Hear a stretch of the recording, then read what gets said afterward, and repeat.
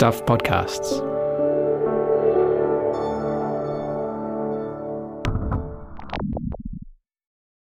This episode of The Commune contains strong language and sexual references.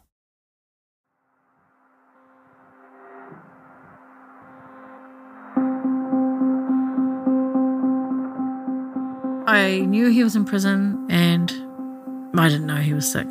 Yeah, I didn't know any of that. Yeah, I don't know exactly what I was doing, but yes, I remember the media wanting comment. What are we going to say? Bonnie and I were in a supermarket somewhere, and Bonnie got a text on her phone saying Bert had died. And it just came to me, I acknowledged the grief of his family, but for most of us, it's just a huge relief. I wanted him dead. I think I wanted him dead for a long time. Bonnie went something like, "Good riddance, fucker," or whatever. And then the hours that followed, I felt like I was stepping out of this long, dark, black cloak that stretched back through matter and time. There was like a loosening and a lightening and a freeing, and I didn't know I was wearing it. So it was like an unveiling. So I hadn't realised how deep those hooks were into me. One woman told me she just had to go in and view the body just to be sure. And when Angie texted me and told me that he was dead, I had a party. I had a party that night.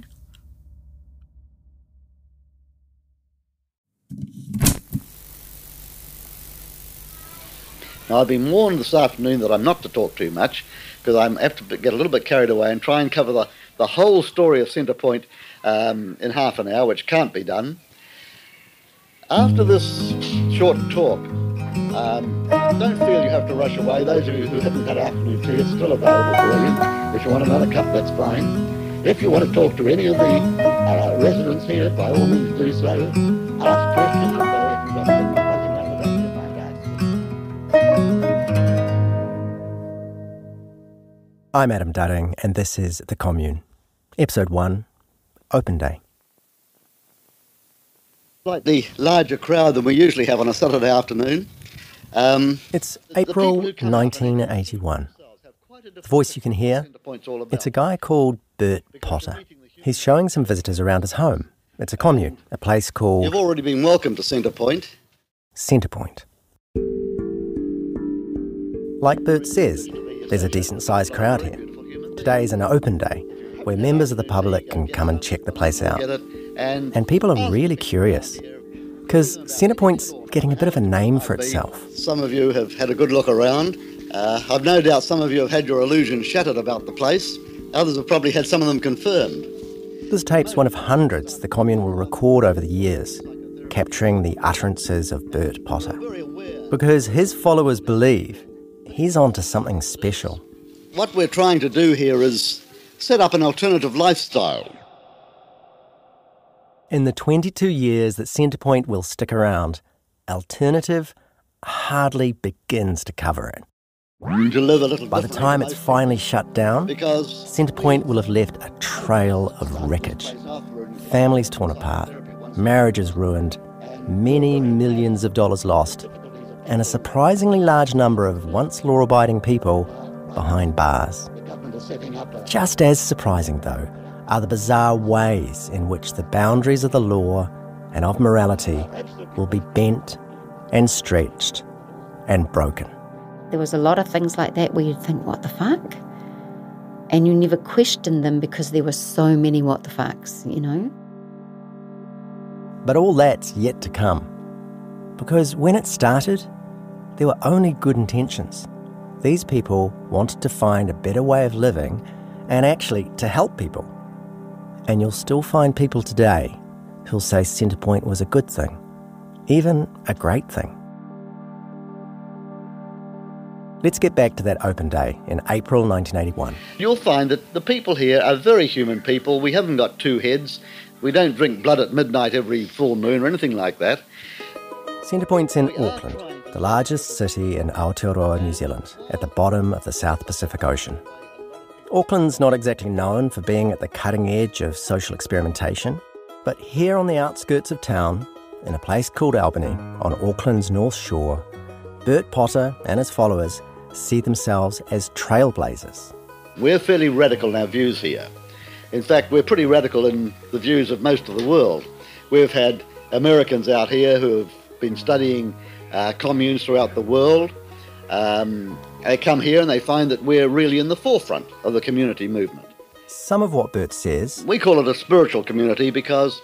would be familiar in any of those places where Western sensibilities were giving way to some sort of Eastern mysticism. We do believe that each individual has to find their own spirituality, has to find their own way to God. And so that's what we're basically here for. Now, there's a lot about Centrepoint that's a bit different.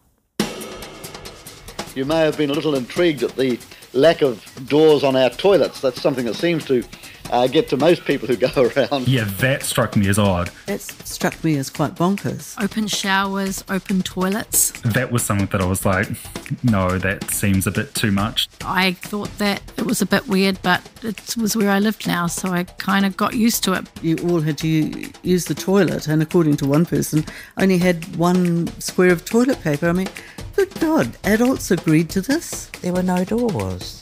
So there was no way that you could poo in peace. It just seems so mean. I don't think there's ever been a piece written about Centrepoint that didn't mention that there were toilets without doors. You know, people are obsessed with the privacy of defecation. And there's the things Centrepoint is famous for. One of the other things, and this has probably brought a number of you along, is the sexuality that we deal with here, again, quite openly. He was into sex every day. Sex, drugs and rock and roll. Sex. Being sexually promiscuous got you to the top. Sex. There are dozens of different ways of having sex. By the way, the missionary position, man on top, is not the most common throughout the world. That's a very, very much, as it says, a missionary position.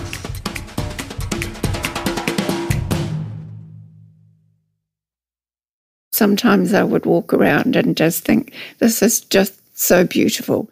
That's Barry Lesley. So my name is Barry Lesley, and I need to not thump while you're doing oh, right. A bit of thumping's okay, but I know I'm going to use this bit. So. We'll start again.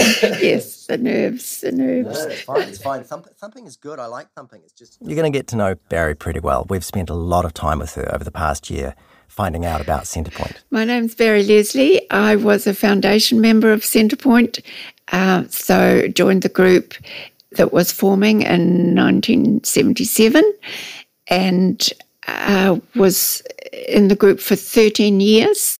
Oh, and just there's one thing we need to get out of the way straight away because you're possibly wondering, why Barry? Well, yes, my name's been problematic all my life. I was the second daughter and I think that I only had a boy's name ready, though my parents have never admitted to that. My mother said she thought it was a very pretty name, which that doesn't work. It was Anyway, Barry, which by the way is spelt with an I, not a Y, is in her late 70s now. Back at that open day in 1981, she was one of about 100 people living at Centrepoint. When she came to the Commune, she was a mother of 2, but then she and her new husband had another daughter. Being pregnant, being a new mum in the community, these were some of Barry's best times at Centrepoint. What I just love about that was what I call the woman at the well. When you're in your nuclear home with your 2 babies, you're so alone. But what was absolutely wonderful, just the women, just the sharing, the being able to sit and nurse your baby or talk, or just that I absolutely love about community living. And it was also, there were always women pregnant, always women having babies. You know, my 3rd baby, there were 5 of us all pregnant and giving birth within 2 months of each other.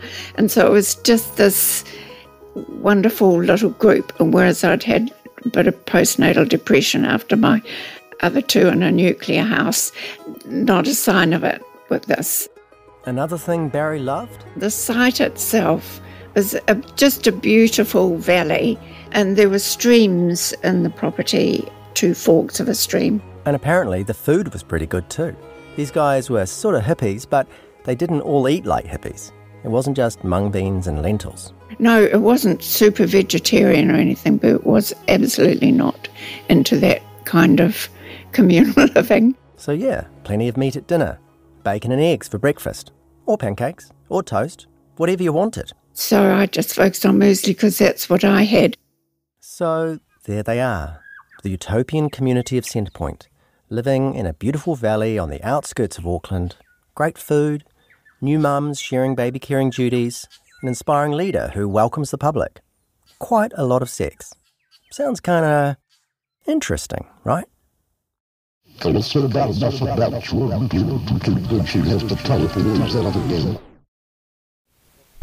While we don't have any creed... That recording of Bert Potter talking at the Centrepoint Open Day, that's from April 1981, so I would have been 10 and a half at the time. At that point, I'd never been to Centrepoint, but I'd certainly heard of it. I grew up close by in a place called Torbay, which is one of the string of beach suburbs that run up the east coast of Auckland's North Shore. Albany, where Centrepoint had planted itself, was a bit further inland, and back then it was still pretty rural. My dad kept dozens of chickens at our place in Torbay, and I'd sometimes go with him as he drove to pick up big sacks of maize and chook pellets from a supplier in Albany. That drive would take us along Oteha Valley Road and past the end of Mills Lane, which was the service road leading to Centrepoint itself. 1981, I just started at North Cross Intermediate School. On my way home from school, I'd stop at a little shop. We call it a dairy in New Zealand. It was right on the intersection of Oteha Valley Road and East Coast Bays Road. And most afternoons, there'd be a small crowd of North Cross boys would jostle around the Space Invaders arcade game in the dairy. If you'd saved your pocket money, have a crunchy pokey bar. You might buy something healthy. The Milky Market is strong and tough to snack on as you watched. It was at North Cross that I started to hear the word Centrepoint more often. It was the intermediate school closest to the Commune, so that's where Centrepoint's 10, 11, 12-year-olds went. And there was a certain amount of gossip that went with that. Aotearoa New Zealand has long been accused, with some justification, of being 10 or 20 years behind the rest of the world in social trends. Kind of conservative, kind of boring, but it also liked to think of itself as kind of tolerant. So there was a commune around the corner where people had a lot of sex. Bit weird, but whatever. So a lot of the Centrepoint kids had long hair. It's the 1980s. Whatever. As it happened, I had long hair too, like down to my bum long, which meant that at the start of each new school year, I'd have to explain to my new classmates that no, I wasn't, in fact, a girl. Also, quite a few people assumed that, given all that hair, I must be from Centrepoint. Nah, but same thing. Whatever. So yeah, if you grew up in the vicinity, Centrepoint was something you knew about, but probably didn't especially care about. I probably became aware of Centrepoint in third form, so when I was about 12, 13. This is Anna. I'm your sister, older sister and much smarter. One of my sisters. She's 3 years older than me, so she was encountering the Centrepoint kids at the local high school, Long Bay College. But yeah, so at Long Bay I had friends in my class who were from Centrepoint. Again, for her, Centrepoint was just there in the background, no big deal. And that was the kind of family we came from, bohemian a bit, hippie a bit. And so Centrepoint felt like a natural thing to me.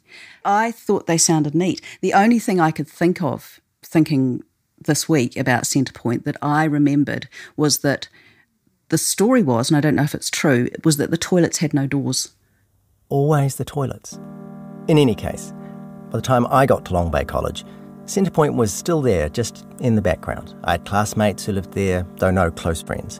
And then I was off to uni, off flatting, off to see the world, so by the early 90s, I was out of the country. Now, the internet barely existed then, and apart from the odd newspaper article posted by my mum, and when I say posted, I mean cut out with a pair of scissors, folded into a stamped envelope, dropped into a literal postbox. Apart from reading those, I had almost no idea what was going on in the news back home in New Zealand, which meant that when the shit really hit the fan for Centrepoint, when the stories started to come out, I don't think I even heard about it. Then, by the time I moved home a decade later, it seemed Centrepoint was all over, bar the shouting. It all felt very past tense. But the thing that has struck me again and again while we've been making this podcast is that for so many people, Centrepoint is still very much present tense. At that open day in 1981, Bert Potter assured visitors that Centrepoint people didn't drink blood at midnight, that they didn't have two heads. Yet all the same, 40 years on, there are hundreds of people who are still wrestling with their memories and their stories, with the rumours and the lies and the truths about Centrepoint. All the men on one side of the road talking, all the women on the other side of the road talking. Very typical New Zealand party. Who are the two in that photo there? The older geezer with the hat. Early on in my research for this podcast, I made a few phone calls and sent a few emails to some people who'd been living at Centrepoint, testing the waters before committing to the project. So my microphone doesn't matter a hell of a lot, to be quite honest. There was one interview that was kind of urgent, though, because the person in question, a man who'd lived at Centrepoint off and on through the 1980s, was really ill. He said he only had months to live. But for now, he was still feeling okay, and if I wanted to interview him, we could do it straight away. So, without a great deal of preparation, I set off to meet him. But yeah, so I basically, I want to hear your story, and then I went to his home expecting just to dip my toe into the Centrepoint story, but pretty quickly I was up to my neck. This guy, he was really observant, someone with a lovely sense of humour and a surprisingly upbeat attitude towards his own impending death. He talked to me for hours about his time in the community. He made it sound like a real adventure, including the time when the community was living in buses for a while. Must have been hell of a fun. Yeah, he said, it was a hell of a fun. It was terrific fun.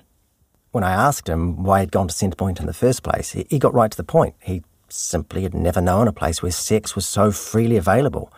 But he said it wasn't just physical, there was an intimacy about it that he found hugely appealing. Also, he liked the communal life, and he was already deeply into the therapy and encounter group scene, so Centrepoint was just perfect, really.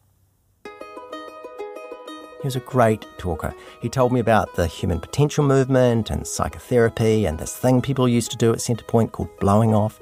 He talked about the Clean Club and the consensus decision-making that meant that meetings could go on and on forever.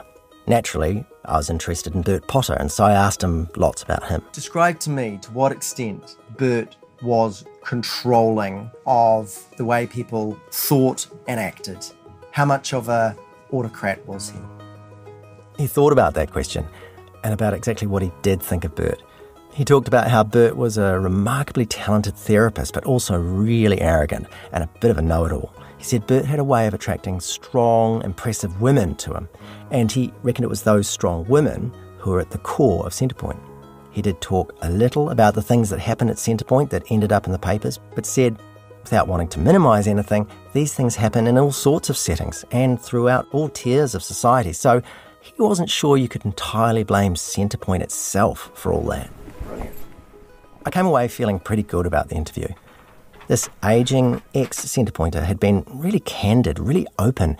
He'd defended the place against its critics, but didn't come across as defensive. And he told some really good stories. A few days later, I texted to thank him for a great interview and to give him my email address. He'd said he might pass on some contacts for other former members I might want to talk to. He didn't reply that day, nor the next. But then, a long text saying he'd had a huge change of heart, didn't want to take part at all, didn't want his name used, didn't want me using that recording. That long, relaxed interview, during which he'd told shaggy dog stories and made me cups of tea and cracked jokes and reminisced with a twinkle in his eye, he was now describing it as raking over the coals, and he said he expected that the resulting story would be prurient and sensationalised. This was a small part of my life many years ago, he wrote, and he certainly wouldn't be handing over any other contact details to me. Sometimes it happens after an interview. People say more than they intended and regret it. But there was a tone to this message I hadn't really come across before. He said he hadn't appreciated that some questions had touched on the subject of guilt. Was there, he asked, something about my own past regarding Centrepoint that I felt guilty about? This felt weird, having the focus turned back on me. I had told him that apart from driving past the place and passing acquaintance of a few Centrepoint kids at school, I barely had any connection with the place. Guilt? No. It was only much later, once I'd heard many more accounts of the social dynamics of Centrepoint, and especially this thing they like to call feedback, that I realised the accusation in the middle of that text message, that judo-style flipping of the roles of interrogator and interrogatee, that was classic Centrepoint. If something's bothering you, well, that's a you problem, and you really should look inside yourself. In any case, now I didn't quite know what to do with the recording. Both legally and by the standard ethics of journalistic engagement, I was justified in using the tape. The consent had been settled well before I turned on the recorder, but somehow it felt yucky to simply ignore a dying man's wishes. So I put the audio to one side to worry about later. Then a global pandemic broke out, and for a while face-to-face interviews became near impossible, so I backed up the files on a hard drive and tried to put Centrepoint out of my mind. I got the news a few months later that this guy had indeed died. Then, in early 2021, I picked up the Centrepoint project again, this time alongside my Stuff colleague, Eugene Bingham. And we started looking for more people who could talk to us. So were you there? That's me. Oh, yes, I remember you. Yeah. Oh my goodness. Oh, so cute. That included some of those Centrepoint kids I knew back at school. Oh, so many of these people. Oh my gosh, she's amazing. She's a shaman in England now. She was so beautiful, witchy woman. Yeah. People like Angie Meiklejohn. She arrived at Long Bay College when I was in sixth form, what we now call Year 12, so everyone's around 16, 17. I remember you most from the musical. Yeah. Because that's when we were both in the school musical. I dug out some old photos to show her. Oh, these are the pajama game ones. I remember these. Oh my God, that's us too. That's our duet. Oh, we actually had a duet. So I went on the internet. Listen to this. Picture this. You're waiting 3 hours for her to come home from a date. That's the soundtrack from the Hollywood film version of the Pajama Game. I couldn't find a recording of the Long Bay College performances. The duet's a bit of a comedy number. Angie is Mabel, this matronly character who's advising Heinzie, that's my character, not to overreact to his girlfriend's cheating ways. I would trust her. And Eugene was pointing out that thematically, it's quite a Centrepoint song, really. It's saying, you just trust your romantic partners. Don't be jealous. Jealousy was bad. Or something. Oh my God, yes. If you like went up and slapped somebody or, physically grabbed them or whatever, and because they were, sleeping with your partner or whatever else, you had to serve that person dinner for a week. Or Bert would give you some task, very publicly in the public dining room. Angie also put Eugene and me in touch with her younger sister, Renee. 1, 2, 3, 1, 2, 3. And we heard from a number of other people who'd been at Centrepoint. Do you know of that sex commune down the road? Yeah, that's Rayla. I'll be very interested to see how people respond to that. So I'm right next to the modem now in the internet, so hopefully that makes a difference. Do you really want your wife being pursued by all these men? We talked to a former mayor. You're most welcome to sit and listen. And people who lived near the community. It must have very sensitive equipment. They are quite sensitive. As well as people who taught the Centrepoint kids. It's 100 years old, that clock. We met some people who'd taken a very close interest in the community. Oh, you're really coming into the clinch, aren't you? Zach. I've forgotten his name, Zach. Zach, come on, get away. He's very lovely. Yes, get away, lie down. And spoke to others who simply watched from afar and wondered just what on earth was going on. Do you always talk so fast? Possibly. Yeah. Mostly when it's quite hard on people whose hearing's a bit impaired. And inevitably, a number of people didn't want to talk to us at all. Sorry, bye. Have the courage and to know what to do. You got to just move out and do the things you'd really like to do. Hi, I'm Michael Wright, host of Stuff's podcast, The Long Read. The Long Read features audio versions of Stuff's best long-form journalism. If you don't have time to read the big stories or you just prefer to listen to them instead, this is the podcast for you. Each week we showcase a different feature from the world of crime, sport, history, culture and more, written by New Zealand's best journalists. And you get to hear from those journalists about how they got the story and how it came to life. So for your weekly dose of long form, subscribe to The Long Read from Stuff, wherever you get your podcasts. Enjoy.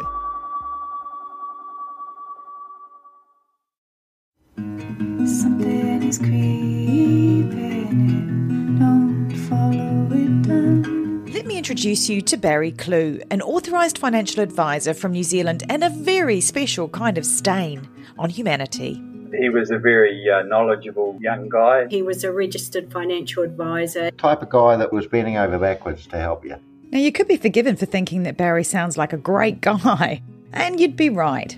Well, right up until the point when you're wrong. It was all fictitious. She stole from my son who has a disability. Chris never knew. He died believing that we're all taken care of. A psychopath is somebody who lacks empathy, acts impulsively. I think there's a strong case that Barry might be all of those things, actually. To find out how Barry Clue stole over $15 million from 81 victims, subscribe to Clueless, the long con. That's Clueless, spelt Klooghless.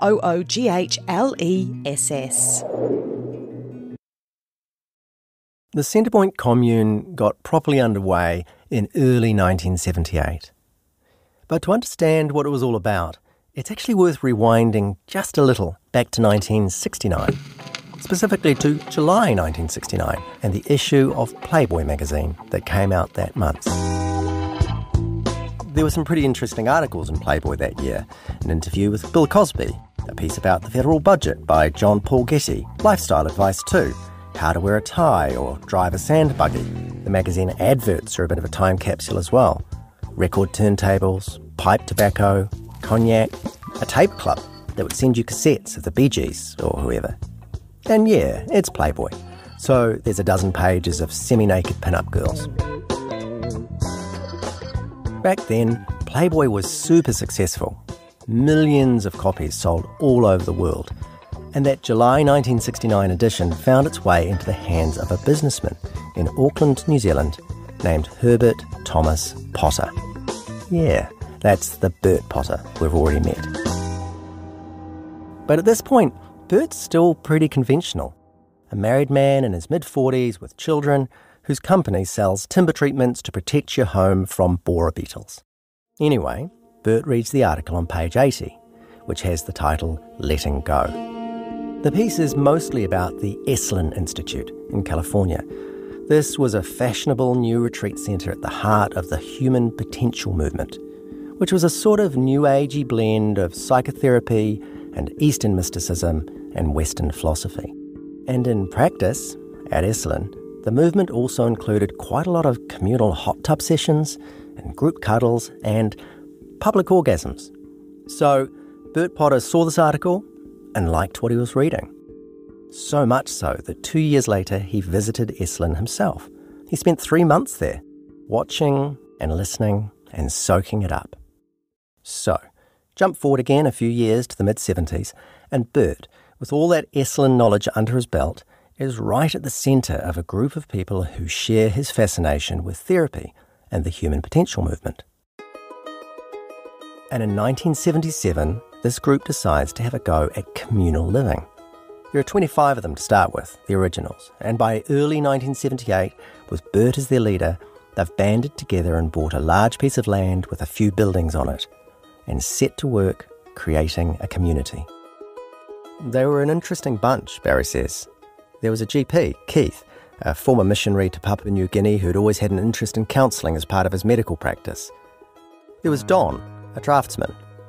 Ulrich, a chemical engineer who'd worked in commercial paper milling. Mike, a schoolteacher. They were all soon joined by Dave, a businessman, and his wife. She would become one of the main therapists. There were teachers, there were craftspeople, then we had tradespeople, plumbers, builders, medical people. Bert loved medical people, so we had doctors, psychiatrists, nurses. Never a lawyer joined. Barry was drawn to one couple in particular, Annie and Bill. I really liked Annie. Annie was a therapist and Bill was a psychiatrist. And they'd previously lived in a community up north, so they knew what living together in a group could be like. And then there were others, like this woman. I think I was the first person to make an application to the trustees who had been doing the setting up. This is Barbara. I'm Barbara. I was at Centrepoint from 1978 until 2000. For me, it was also about support as a mother, because I was told by Bert, the children are community children now. So when I struggled and went to talk about my struggles, I was reassured that there's always someone else around who does know, something like that. So for Barbara, it was about therapy, but also about getting help as a mum. And then there was this guy. Hello. We're going to call him... Robert. I was one of the founding members of Centrepoint Community Growth Trust. It was an amazing place. We made it an amazing place. And it was everything I ever dreamt of. He and his wife were among the originals. Now, Robert is, and was then, a very practical man. Handy with a digger and a chainsaw, knows how to build a fence, how to tend your fruit trees. I mean, there's stuff he knows instinctively that I bet you've never thought of before. It's very easy to shovel off a flat, hard bit of ground. It's hell of a hard to shovel off on dirt without your shovel digging in. Never thought about that. You get the picture. Robert is your classic Kiwi man of the land. If you're thinking, okay, not the sort of bloke to be in touch with his feelings or keen to talk about emotions in front of a group of people, you're wrong. He loved that. I'm sure I became a different person in so many different ways. I remember thinking one part of it, hell, you've done so much for me, I could give you $20 a week for the rest of my life. That would be not nearly enough for the goodness I feel that I've got out of this. And they weren't just sitting around in a room and chatting. These therapy sessions were intense, lasting up to 7 days. 7 days sitting in one room with up to 20 other people. One toilet, no door. One shower or one bath. Yeah, so it was all open and shut, you might say. The door was shut and it was all open, yeah. And you all slept in that same one room and sorted out your bitches in that as well as your highs, so pretty enlightening. Then there was the whole sex side of life at this newly formed commune. That was something Robert initially struggled with a bit. After all, he was married, and society at large in the late 70s was pretty staunchly monogamous, in public at least. I must have been married about 10 years and I hadn't strayed or anything like that. And when the situation arose, I thought, well, it's going to be all right. Will I get a hard on? You know, will I come? What the fuck? Yeah, and it was quite a thing to sort of work through. But eventually, that worry passed. I still had more than my share probably in that aspect. Yeah, like a pig at the trough, fucking hell. Yeah. When he talks about his time at Centrepoint, you can tell it wasn't just all the sex and the group therapy that he enjoyed. Robert really liked mucking in and literally building this new community. Mike and I were building on down the end, and I said, well, I'll give you a hand to build what you want to build, Mike, because Mike's very precise. He's a mathematician by trade. And I says, I'll give you a hand as long as I can use the chainsaw. I said, bugger, cutting it by hand or a skilly or that, it's quicker with the chainsaw. So for a little while, White Lightning was the nickname of this shit. In case you're wondering, a skilly is a skill saw, type of saw builders use. Doesn't matter. Anyway, there were some frustrations for Robert. Not everyone was as practical as he was. As he found out when one of the old sheep he'd bought to help keep the grass down in a meadow at the commune was killed and served up as a roast dinner. Well, shit, you wouldn't put a skinny old man in a pot and expect him to make a good roast. You know, you'd cut him up into pieces and make mince or a stew. So that's what we were dealing with, people who had gone to the butcher to buy their meat, people who had no understanding of the land, no understanding of mechanical maintenance or anything. They're probably bloody fantastic typists and talkers. Definitely good talkers, yeah. In those early days of Centrepoint, there was a real pioneer feel to the place. There were a few buildings on the land when they bought it, but some people ended up in temporary accommodation while the new buildings were going up.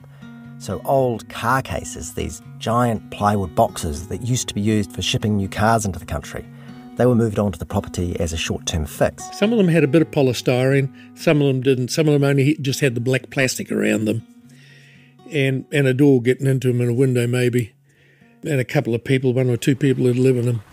And a few of them were down by the creek. The creek that ran through the Centrepoint property was one of the things that made the place feel really special, as Barry said. Sometimes I would walk around and just think, this is just so beautiful.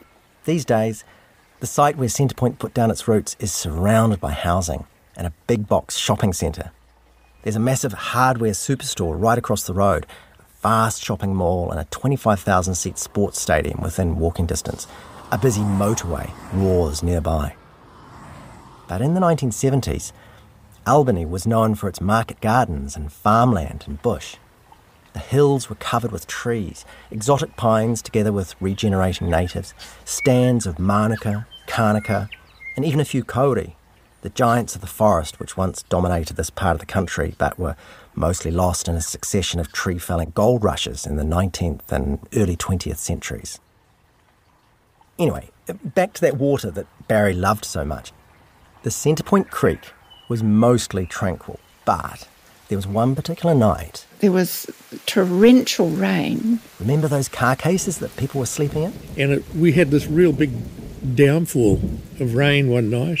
Some of the car cases were pretty close to the creek. One of them was occupied by a woman who was there on her own. And a couple of us says, oh, I wonder how so-and-so's house is. You know, this is about 10 or 11 at night. We just lie around the lounge having a yarn. So we put on coats and we went outside. And there's her car crate just leaving to sail down this creek, which was in total flood. Lifted her car case off the piles and it just went downstream. And we managed to grab hold of it and pull it to the side. And she managed to kind of clamber out, but it was all in the dark. Yeah, bloody hell. Quite an occasion, you know. I hate to think, because she'd gone to sleep and she took a bit of waking, she wasn't awake. So whether it got down to Lucas Creek and the larger volume down there, she could quite possibly drown, you know. So just little things like that. These kind of traumatic incidents happened at times. Because here's the thing about Centrepoint. A lot of the people who joined the place, especially later on, were vulnerable, people in need of shelter of some sort. In later years, I was dealing with people that newly arrived, and I used to talk to people, and I just had this rule of thumb. Nobody comes to Centrepoint because their life is happy. But once they were there, they were joining a utopian community with radical ideas, a wild social experiment. And it was run by people who weren't always taking good care. People whose recklessness went way beyond plonking a little hut on the banks of a flood-prone creek. People who weren't always thinking about the things we need to do to keep each other safe. In the years following that stormy night, Centrepoint will become notorious. Centrepoint has done for communities what the Hindenburg did for airships. It'll be the subject of documentaries, a play that was never performed, a film, numerous books, and hundreds of newspaper and magazine articles. Yet we found, while making this podcast, there are still so many stories that haven't been heard before. He walked out into the corridor, closed the door, and he said, well, that's him fucked. And she did a spin and her skirt flew up in the air and she had nothing on underneath, which was really quite a surprise. But also, we wanted to ask some big questions. Sexual promiscuity, for want of another word, is that really breaking free? Or is that just playing into the hands of what men want, you know? There are crimes, but this isn't so much a whodunnit as a whydunnit. And I don't understand how educated people, intelligent people did what they did.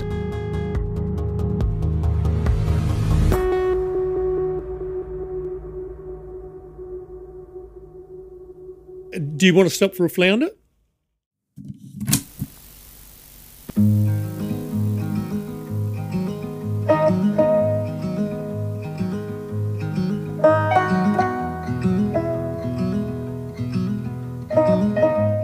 That was episode 1 of The Commune, a Stuff production.